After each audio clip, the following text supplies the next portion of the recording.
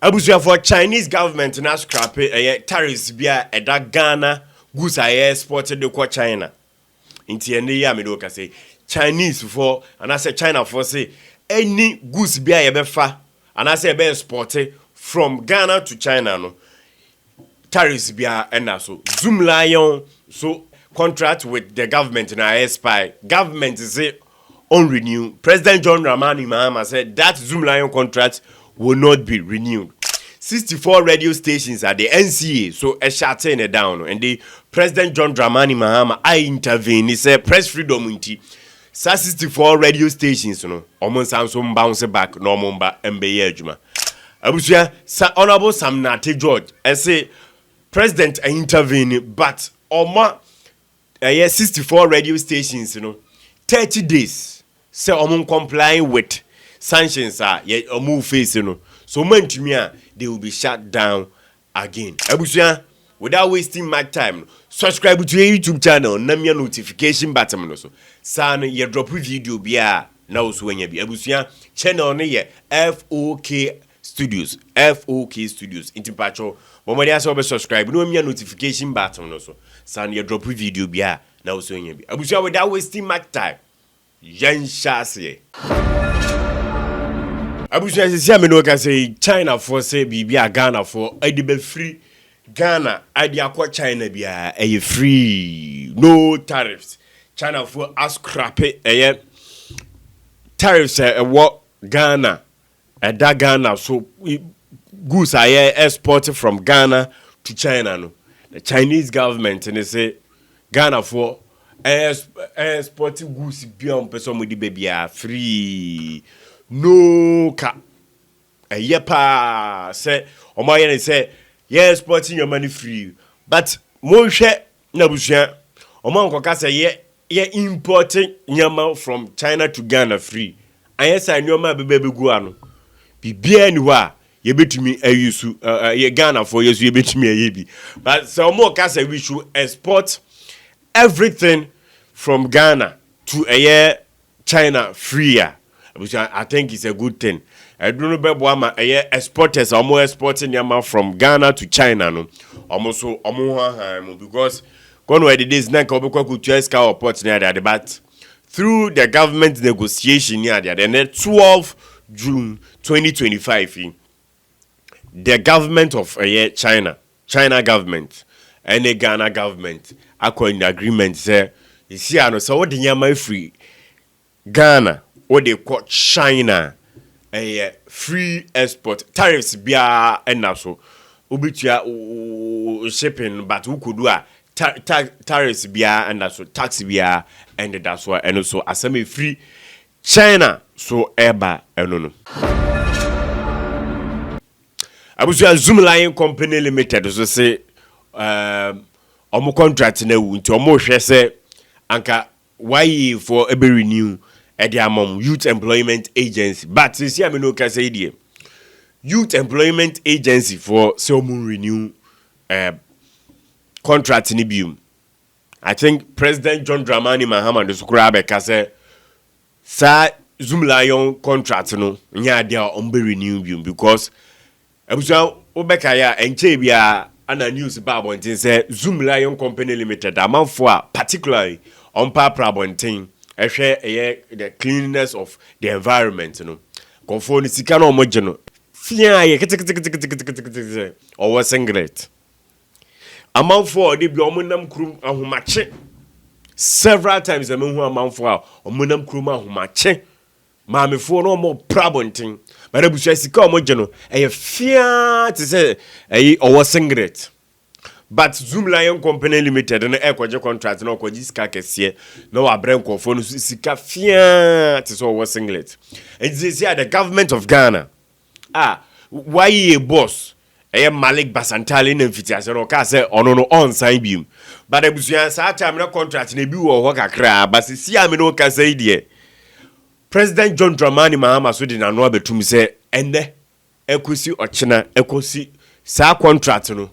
Zoomlion contract no omo sign bium enti me no ka say there the Zoomlion contract no I expire na president of the Republic of Ghana John Dramani Mahama say omo standing contract na na say omo renew contract ni biom because it senior nkofo na Zoomlion company limited no ebo omo pa omo ye adwuma ma no they are not treated fair abusua mesi sika na omo de ma me for no 250 Ghana cedis 350 Ghana cedis obi be pra the whole month na waji 250 Ghana cedis obi be pra the whole month na waji 350 Ghana cedis sika na kiti so o singlet abusua yento aswen abusua no pay cheye ana the NCA National Communication Authority edi letter tin eba bonten abusua de omo kan nyina ne se 62 radio stations bia omo Ghana omo bu Ghana mbra no so tese mbra no mo di adwuma no omo bu so ana enoma bi wo ho e wo so omo ye but omo anye nti omo close 64 radio stations ni nyina 64 radio stations ni nyina ya shutting it down tese omo seize operation na abusua eno ana omo di betu dwai na stations omo hu bom a yedum omo asase radio ana wuntumi asase radio wa akra ana wuntumi nyina aka ho aka stations a yese yedum omo ho NCA se omo adum omo because omo embre omo di adwuma no omo ntumi andi so abusua no baaye no ye ho na President John Dramani Mahama babo ntembeka say media freedom wonti sa 64 radio stations na the National Communication Authority edum nini nyina no sa radio station ni na embra back but abusua answer na President John Dramani Mahama beka say sa 64 radio stations na yedum no omombra back no honorable Afenyoma Kenze ontiase say wuntumi radio any asase radio yaje omutumi afiri omsem no mutumi enya adwuma abusua after say omudun radio stations na chese hu nsem aye ni ewokromo media platform bebre report no abusua anche ana President John Dramani Mahama beka say media freedom nti ono so support say we say media freedom no adwuma 64 radio stations na the National Communication Authority edum no omu nyina omu sanso mbra back yen sanso emma omu nye adwuma biem. Why should Asase radio be denied the opportunity to broadcast? Why will Wuntumi be denied opportunity? Why is Wuntumi suffering? Why is Wuntumi suffering? Why is Wuntumi suffering? What has Wuntumi done? What at all has Wuntumi done? Mr. Speaker, if we say we want to perfect our democracy, then we must be seen to be walking that talk towards perfecting our democracy. This business of it happened yesterday, so we must continue this vicious cycle. Mr. Speaker, it won't help any of us. Today, I will repeat what I've been saying since 7 January 2025, that this power of 187 is not permanent. We have seen 169 before, and we saw 137. So let us all be guided and know that the power immediately you are given is like an ice block. It begins to melt. This house is a house of records, Mr. Speaker. The minority leader asks questions, why do you take Asase off? I think he should go and read the Facebook page of Mr. Gabi Otredako, who admits that the general manager of Asase FM has told him that they failed to do their renewal, which was due in October, and they only did it in December. Mr. Speaker, the law is the law. The law is the law. I thank you. But Abusubeka Asasem, Minister of Communication, Sam Nate George, as we say, President John Dramani Mahama Wabeka say freedom of the media. press freedom ho. But no interest 64 radio stations na close your down no fa sa press freedom no na mfenenam de ka kire the honorable Sam Nate George ka kire sa 64 affected radio stations in say mom 30 days to comply with sanctions ya dia mom no 30 days so comply with all the default India operation no.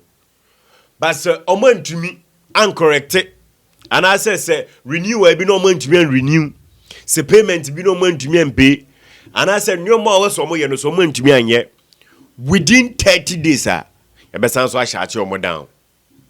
Mr. Speaker, a few minutes ago, His Excellency John Dramani Mahama, the President, directed that the Ministry of Communications, Digital Technology and Innovation work with the regulator, the NCA, to allow all the affected radio stations some additional time to correct the identified breaches within a defined time frame. Those who fail to do so shall have their authorizations formally revoked under the law. In line with this directive from His Excellency the President, the Ministry and the NCA have granted a further 30-day grace period to all defaulting entities. Mr. Speaker, this is not the same as the arbitrary revocations and hefty fines imposed under the previous administration. As the current government, the ministry has also been instructed to waive all the applicable fines that should have been applied to the defaulting entities. Mr. Speaker, since morning, I have received calls from colleagues on both sides of the aisle, notifying me that some interests they may hold have been affected by the ongoing exercise. Dear honorable colleagues, we passed the laws and have a high bar set for ourselves as honorable members of this august house. We need to lead the way with exemplary conduct. As a ministry and regulator, we are status agnostic and will be fair to everyone irrespective of ethnic, religious, political, or social affiliation. Yeah, na busuane ensama trend information super highway no so internet no so no abusu abomodi aso be subscribe to YouTube channel no we notification button no so san ye drop video bia na wo so anya bi abusu akopem se ye be san so ahia bium misigidim shire de